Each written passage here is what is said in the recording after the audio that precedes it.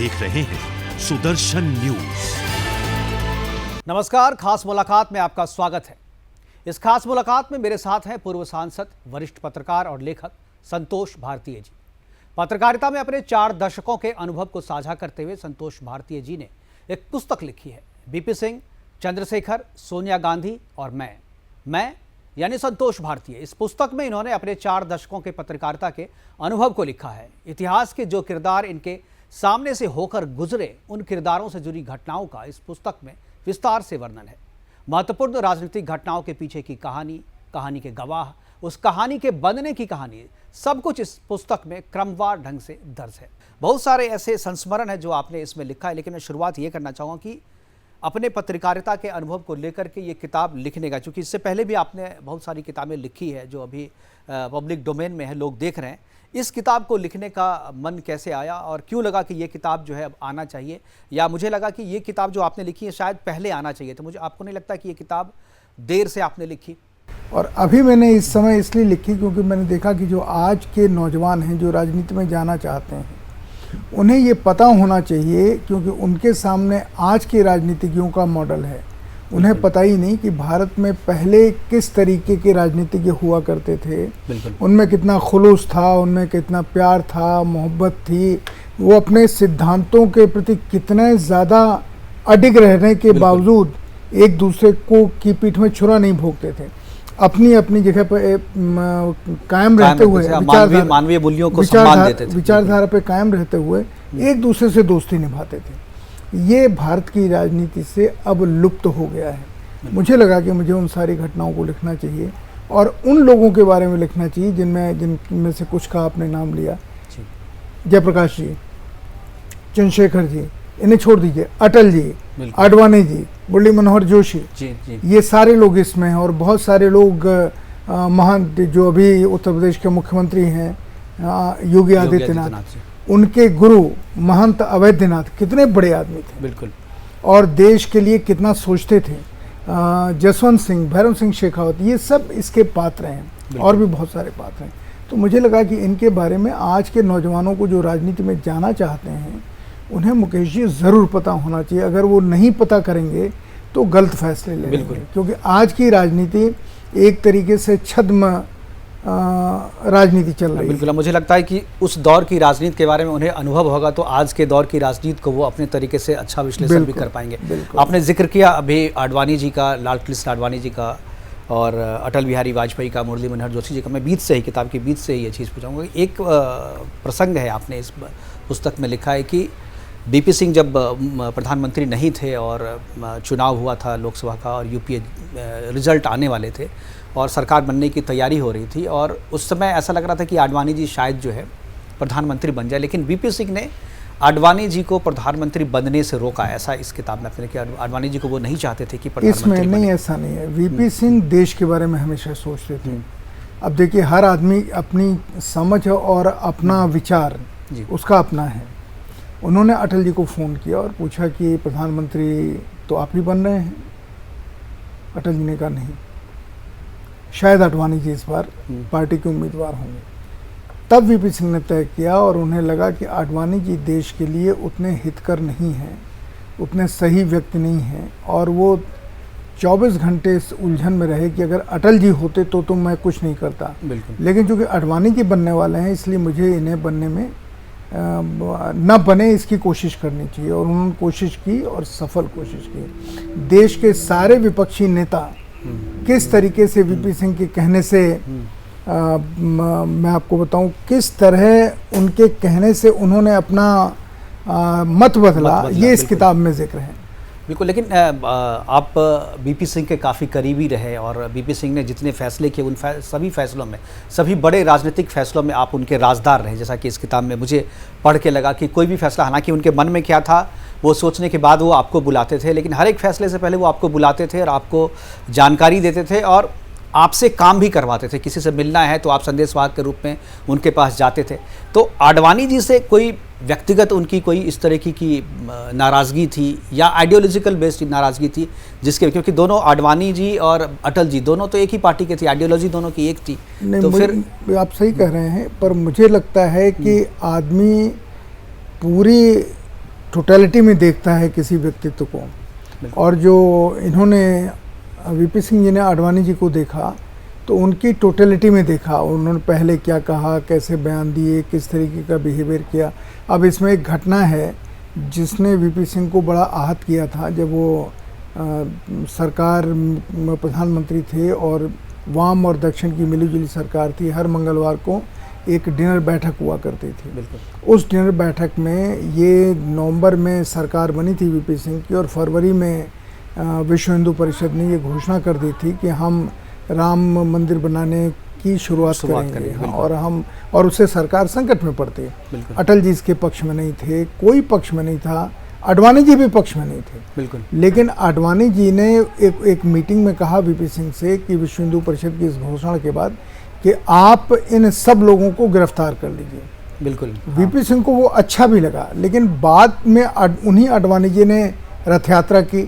बिल्कुल। वो सारे काम किए जो देश में उस समय अस्थिरता पैदा कर सकते थे। तो शायद उनके मन में ये रहा होगा कि आडवाणी जी अगर बनेंगे तो थोड़ी सी मेरा ख्याल है देश के लिए ठीक नहीं होगा। वो उनका फैसला था, इसलिए अटल जी के ऊपर उनका बहुत भरोसा था।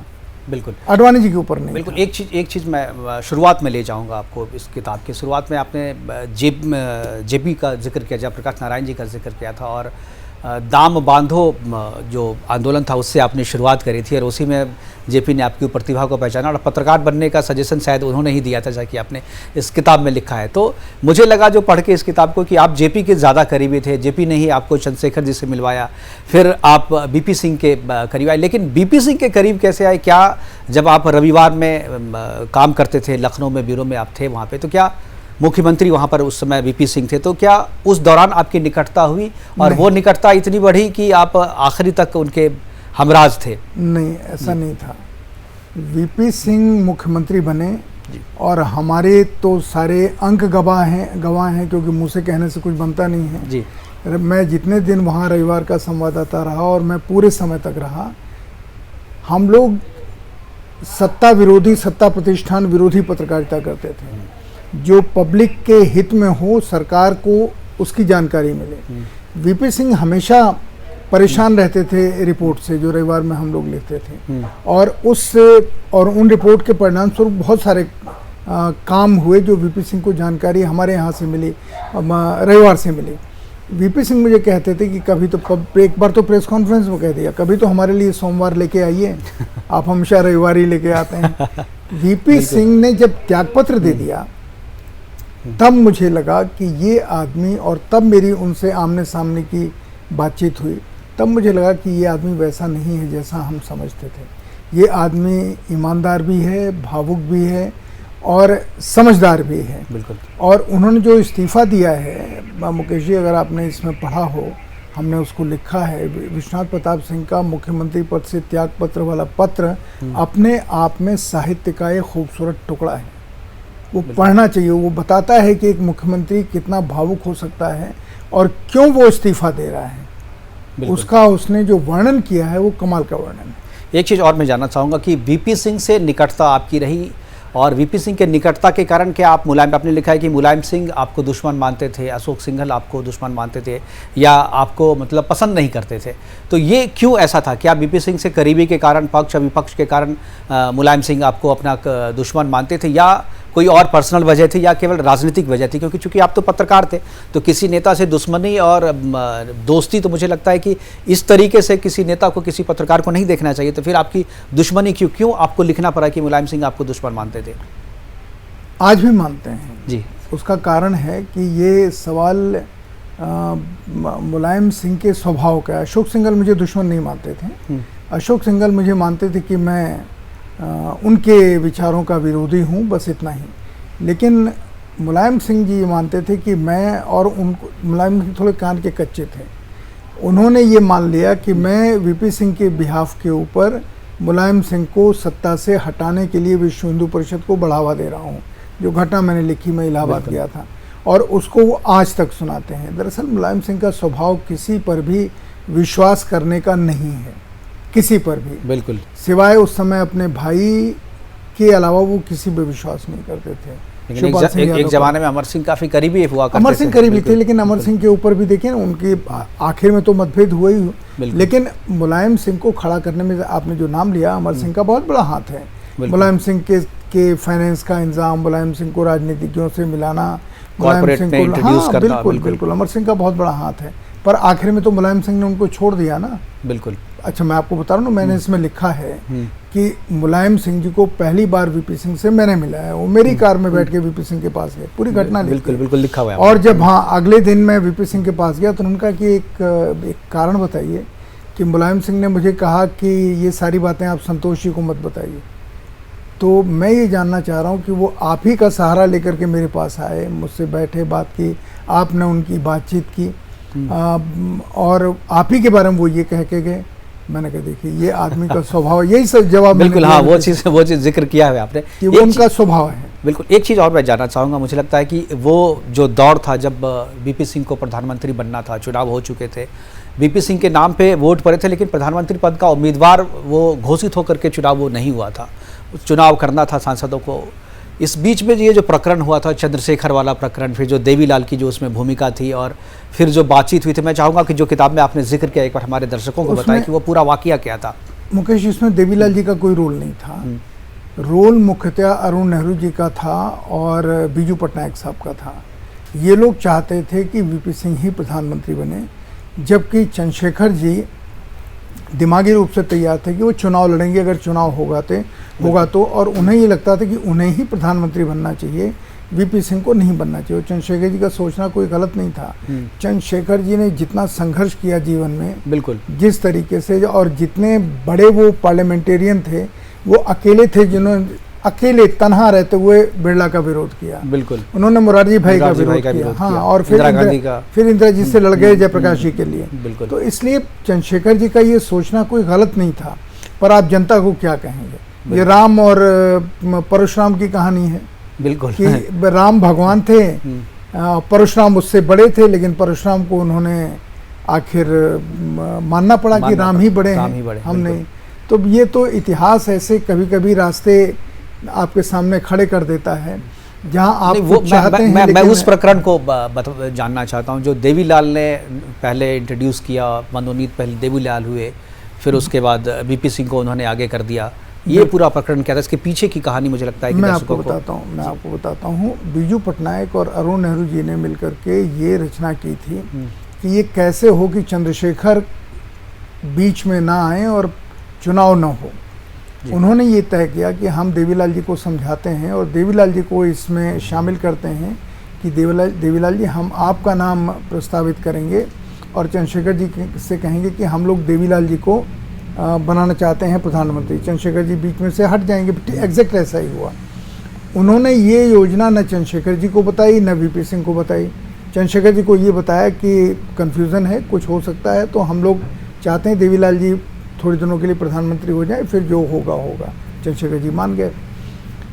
देवीलाल जी से इन्होंने कहा कि देवीलाल जी शुरू से कमिटेड थे कि हमको वीपी सिंह को प्रधानमंत्री बनाना है। अपनी सारी सभाओं में, सारी मीटिंगों में, जितना भी वो 3 साल का 2 साल का दौर था, देवीलाल जी बिल्कुल साफ थे। बिल्कुल। देवीलाल जी ने कहा ठीक है, क्योंकि उनको लगा कि इससे वीपी सिंह हो जाएंगे, और वही हुआ। वहाँ प्रस्ताव हुआ देवीलाल जी का नाम का। देवीलाल जी ने कहा कि बहुत बहुत धन्यवाद, अब मैं अपनी तरफ से प्रस्ताव करता हूँ कि वीपी सिंह को नेता चुना जाए, और लोगों ने समर्थन कर दिया। बिल्कुल। तो इसलिए देवीलाल जी उसमें इतने हिस्सेदार ज़रूर थे कि वो अश्वत्थामा हतो नरोवा कुंजरो वाला जो वाक्य है, बिल्कुल, वो उसमें महाभारत। तो क्या इस वाक्य के बाद, हालांकि इस पे किताब में आपने जिक्र नहीं किया है उसका, तो मैं जानना चाहता था, क्या इस वाक्य के बाद चंद्रशेखर और देवीलाल के बीच में संबंध कैसे थे? क्या दोनों के बीच में कुछ चंद्रशेखर जी और दूरियां? देवीलाल जी के बीच में संबंध बहुत अच्छे थे, लेकिन वो सरकार कुल रही 9 महीने जी, और 4 महीने के बाद अंदरूनी संकट पैदा हो गए। उन 4 महीनों में देवीलाल जी कभी चंद्रशेखर जी के साथ होते थे। असल में वीपी सिंह की एक बहुत बड़ी गलती थी कि उस सरकार को चलाने का बुनियादी गुर ये था कि वो लगातार चंद्रशेखर जी से और देवीलाल जी से सलाह मशवरा करते रहते। हम लोगों ने चंद्रशेखर जी से कहा था, खासकर सोमपाल जी ने कहा था, जो अटल जी के साथ फिर कृषि मंत्री हुए, वो वीपी सिंह जी के काफ़ी नज़दीक रहे।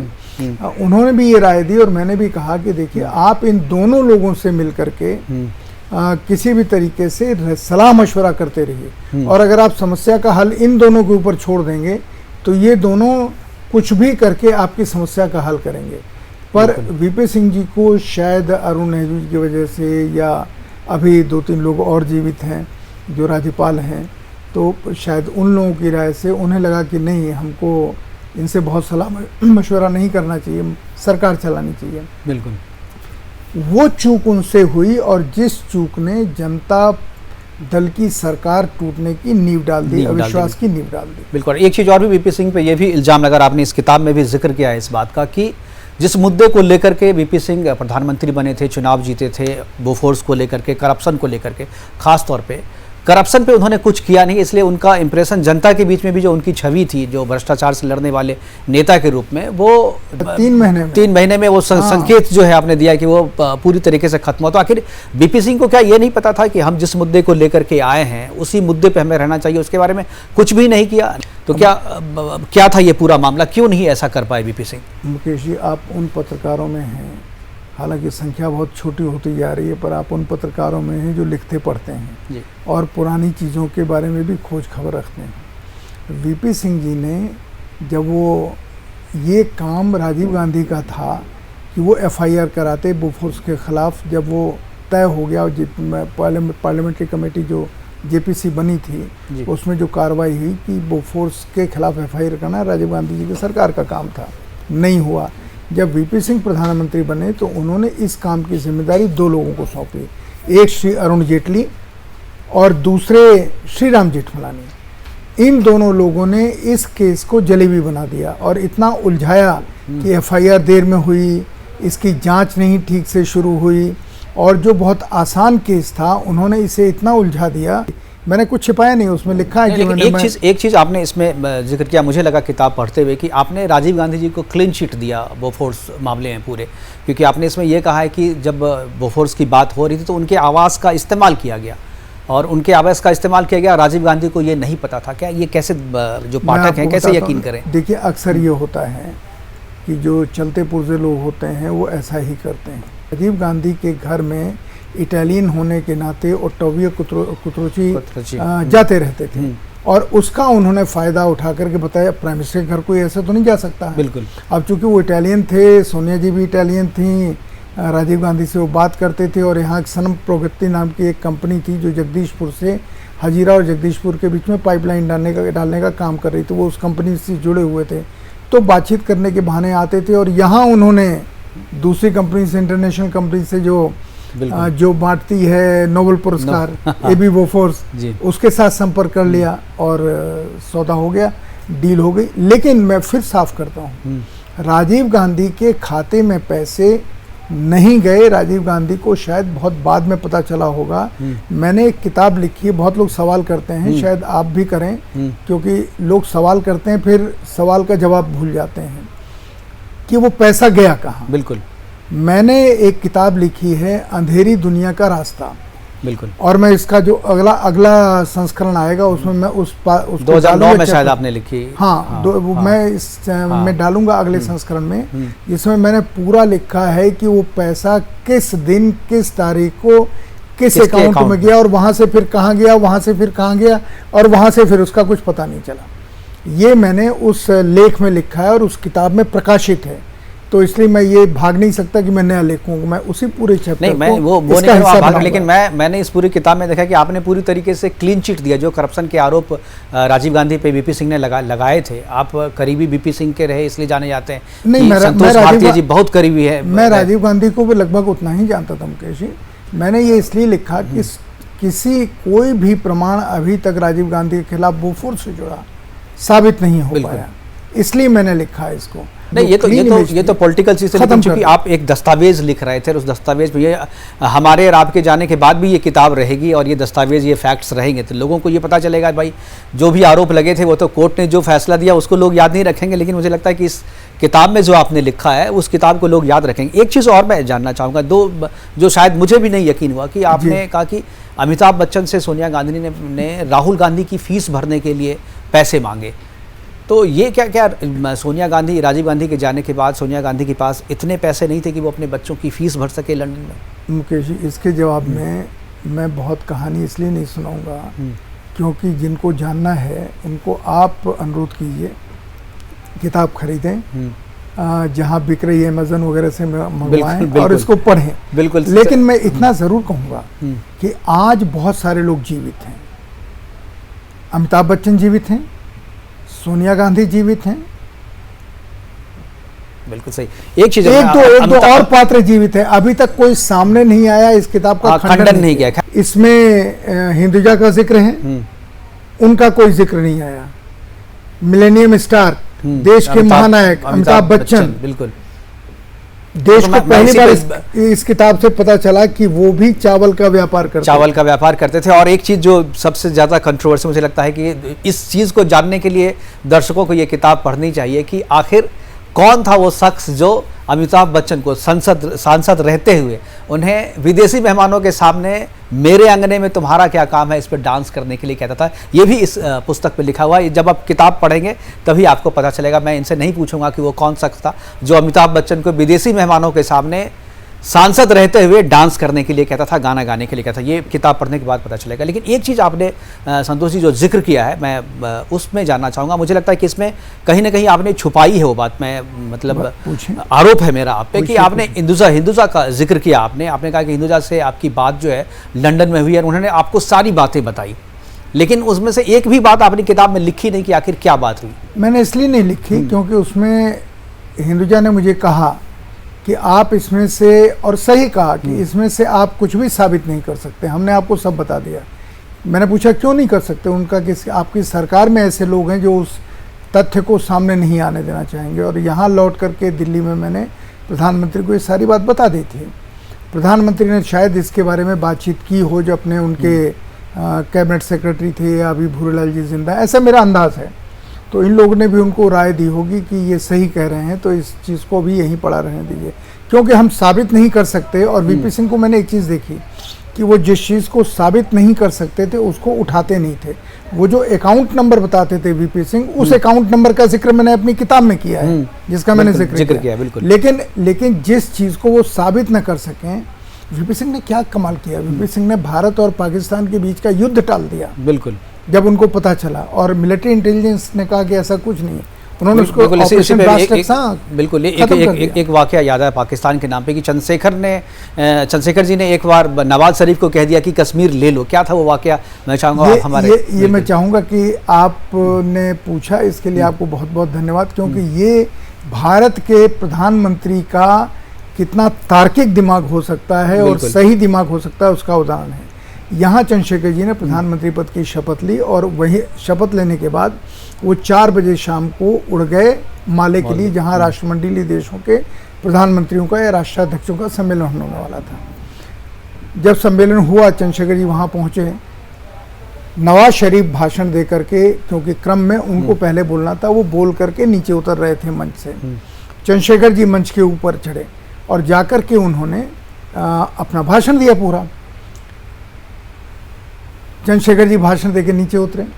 नवाज शरीफ देखा कि थोड़ा तेज गति से उनकी तरफ आ रहे हैं, चंद्रशेखर जी भी उनकी तरफ गए और वहां जाके उन्होंने देखा मुकेश जी कि नवाज शरीफ नजदीक आके रुके। उन्होंने उनके कंधे पे हाथ रखा। चंद्रशेखर जी बहुत ही अंदाज में अपने हाँ बिल्कुल, वो बिल्कुल अनौपचारिक आदमी। उनसे कहा कि आप बहुत बदमाशी करते हैं। चंद्रशेखर जी ने कहा, आप सोचिए, बदमाशी शब्द में अपमान नहीं था, बिल्कुल प्यार था कि आप बहुत बदमाशी करते हैं। नवाज शरीफ ने कहा तो बदमाशी का कारण आप दूर कर दीजिए। बदमाशी का कारण दूर होते ही ख़त्म हो जाएगी बदमाशी। वहीं खड़े खड़े चंद्रशेखर जी पूछते हैं, अच्छा बताओ क्या कारण है? कहने लगे कारण है कश्मीर, कश्मीर हमें दे दीजिए। चंद्रशेखर जी ने कहा जाओ, कश्मीर आपको दिया। अब नवाज शरीफ फूल के कुप्पे हो गए। उन्हें लगा कि मैंने इसमें लिखा है कि इतिहास जीत लिया। बिल्कुल। तो जब एक कमरे में नवाज शरीफ ने कहा आइए फिर बात कर लें कैसे आगे बढ़ेंगे, तो उस कमरे में छोटा सा कमरा था। चंद्रशेखर जी ने मुझे सारी घटना बताई थी। उन्होंने कहा कि वहाँ पर नवाज शरीफ ने कहा बताइए भाई कैसे आगे बढ़ें सर? उन्होंने कहा कि आप कश्मीर ले लो और देश के 15 करोड़ मुसलमानों को ले लो। नवाज शरीफ चाहते कि इसका क्या मतलब है? उनका इसका मतलब ये है कि कश्मीर हमारे लिए ज़मीन का टुकड़ा नहीं है।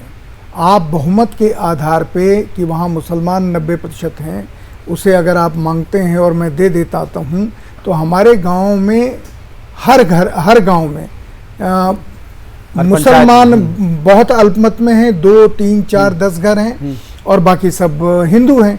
वहाँ से मांग खड़ी होगी, इनको निकालो, वही सिद्धांत लागू होता है। तो उन्होंने कहा कि इतने दंगे हो जाएंगे देश में कि न मेरे पास इतनी पुलिस है न इतनी मिलिट्री है कि मैं इन्हें बचा सकूं। नवाज शरीफ ने जानते हैं इसमें क्या कहा, भाई सब तब ठीक है, आप भी चुप रहिए, मैं भी चुप रहता। और इतना भी कहा कि कभी कोई बात हो, मैं इस घटना को मैंने लिखा है पर आपको दोहराना चाहता हूँ कि नवाज शरीफ ने कहा कि हम दोनों हॉटलाइन लगवा लेते हैं। बिल्कुल। और वो पहली बार हॉटलाइन भारत पाकिस्तान के बीच में नवाज शरीफ के और चंद्रशेखर जी के समय लगी और दोनों एक दूसरे जब वक्त होता तो बात कर लेते थे। बिल्कुल। प्रोग्राम को हाँ, एक चीज़ और नवाज शरीफ ने कहा क्या मैं आपको भाई साहब कह सकता हूँ? चंद्रशेखर जी ने कहा बिल्कुल कह सकते हैं। और उन्होंने भाई साहब ही उनको कहा। नवाज शरीफ साहब भी जिंदा है, लंदन में है, कोई भी जाके पूछ सकता है। एक आखिरी सवाल, चूंकि प्रोग्राम को खत्म करने का वक्त हो रहा है, आखिरी सवाल मुफ्ती मोहम्मद सईद के बारे में मैं जानना चाहूँगा कि प्रधानमंत्री ने फ़ोन किया था, फ़ोन वो उठाए नहीं और आपने इसमें लिखा है कि 9 बजे के बाद दोस्तों के साथ मशगूल हो जाते थे।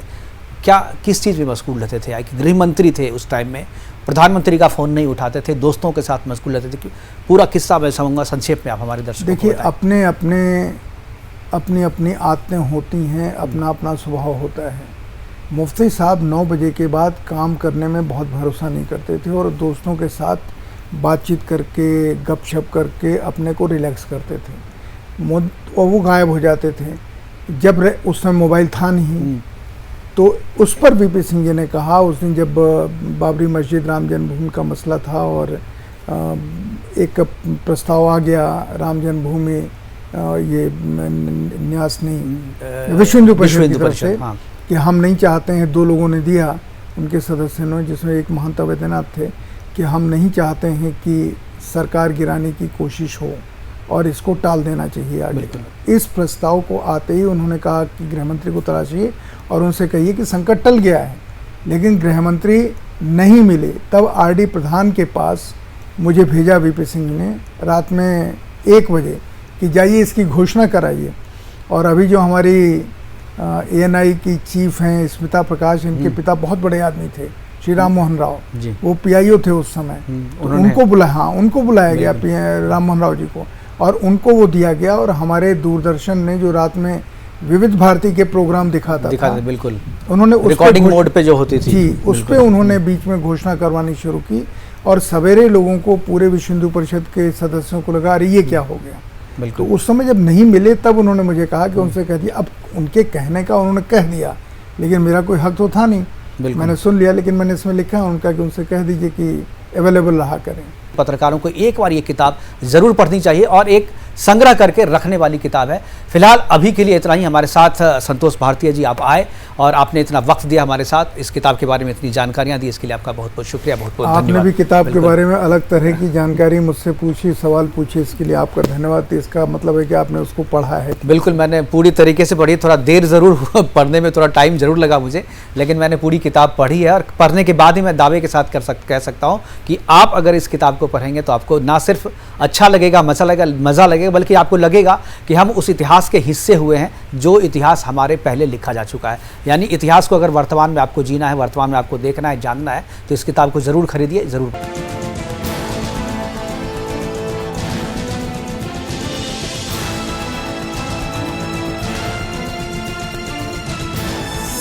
आप देख रहे हैं सुदर्शन न्यूज।